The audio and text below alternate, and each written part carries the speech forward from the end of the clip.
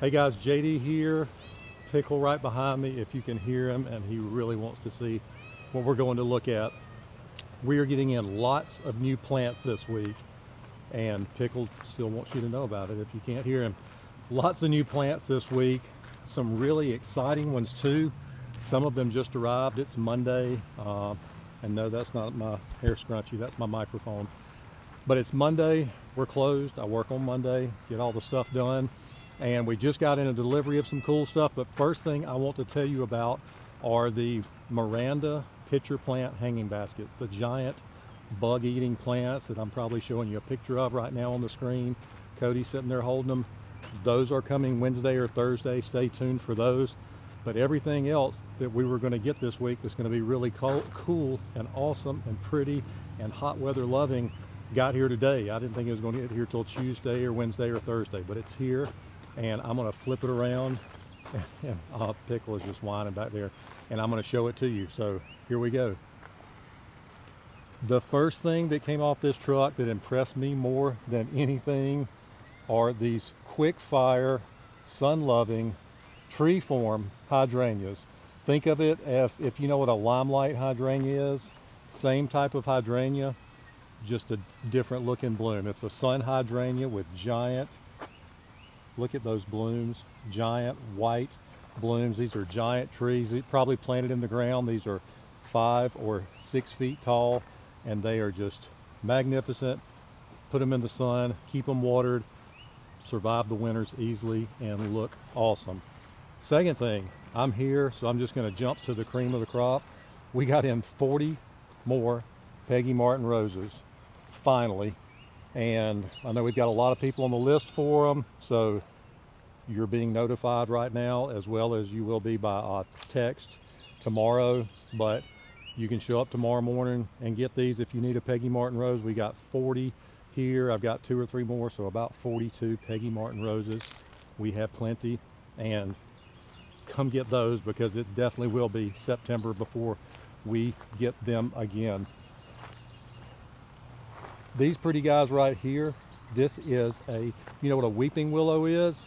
And if you've been to the nursery this year, you've seen this. This is a curly willow, and it's called curly willow because you see those curvy, curly little branches. This plant loves water. If you have a spot in your yard that just stays wet all the time, this is the one you need to plant. We've got one planted out in the front of the nursery, and I swear it has tripled in size this year because it just sits in water all the time. But a curly willow or a corkscrew willow. 2 more things. These are both, you've heard me talk about the medium growing hydrangeas, the ones that get 8 to 10 feet tall or so. These are 2 of our favorites. This first one right here, this is the Dynamite, the one that gets the bright red fire engine blooms. The smaller one here that'll get just as big as the Dynamite is the Acoma. This is the white blooming crepe myrtle. It's only going to get 10, 12 feet tall, and it's going to grow outwardly and drape over and look really pretty. So that is the semi-dwarf, 2 of the semi-dwarf crepe myrtles. And I don't think I've ever got a cart of plants as fun as this time of year. First off, we've got some beautiful Coreopsis or tick seed. This is just called golden bronze, uptick golden bronze Coreopsis.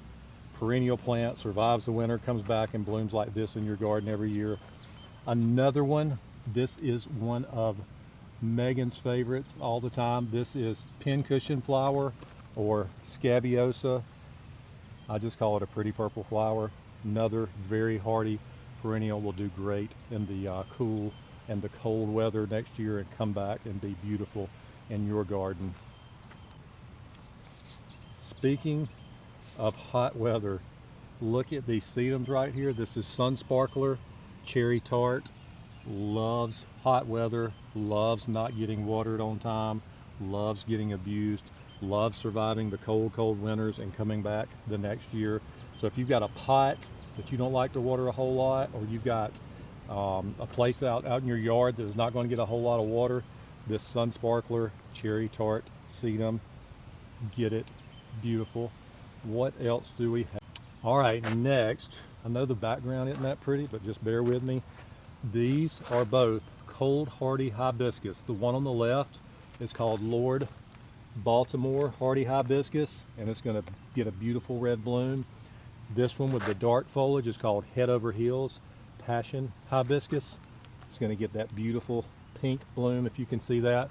But again, these are hibiscus that are cold hardy hibiscus. These aren't your typical tropical hibiscus that you can get at the grocery store. These are ones that you plant out in the garden and they come back and every year, like a hosta or a daylily, or like the coreopsis I was showing you just a minute ago. But super pretty bronze foliage on this and really pretty green foliage on this hibiscus. I'm just going to shoot up right here and show you these pretty yellow flowers. Every time I see these, I think of church. These are called canna lilies, and I can't help but say, can I get a witness when I see a canna lily? So these canna lilies are super pretty and will do great with wet feet too. Those can go in a water garden as well. And we're getting right back on some more beautiful coreopsis. This is another color. What is this one called? No, more bronze and gold. But I'm going to drop you right over here. This one caught my eye. This one right here, this cream colored coreopsis. Very pretty. And I don't know the name of it. What's it called? Coreopsis cream. All right, there we go. Cream coreopsis. Beautiful little flower on that. Another cold hardy perennial. If you've been to the nursery too, you've seen we have a lot of cone flowers or echinacea. Oddly enough, the one we've had trouble getting colors of this year is kind of the old-fashioned purple one. So we now have the purple cone flowers. They're going to be blooming in a couple of weeks, but have had a hard time getting that.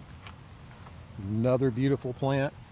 If you know what potato vine is, you don't get it because it makes potatoes.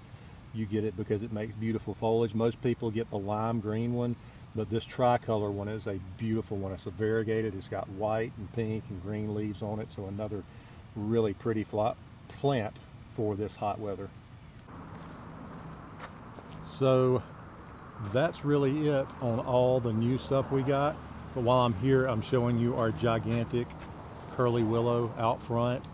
We had one of these planted on the other side of the nursery 10 or so years ago, and it finally passed away. But it was absolutely gorgeous, and it's really pretty when it loses its leaves. Just all the curly, twisty limbs on there. We called it like the fairy tale tree or the magic tree. Really neat tree. But if you've got a wet area in your yard, come get one of these curly willows. You will not be disappointed. See you soon.